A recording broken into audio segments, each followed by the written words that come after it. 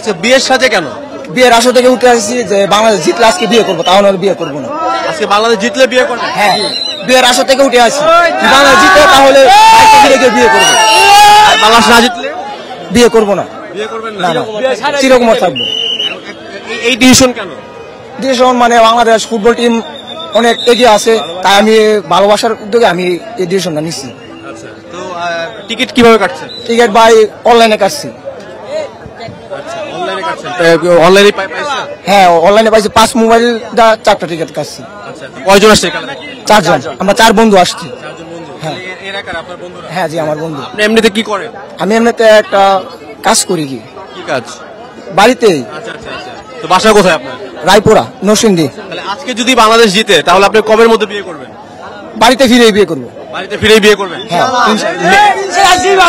এবং মেয়ে কি পছন্দ আছে? মেয়ে পছন্দ আছে।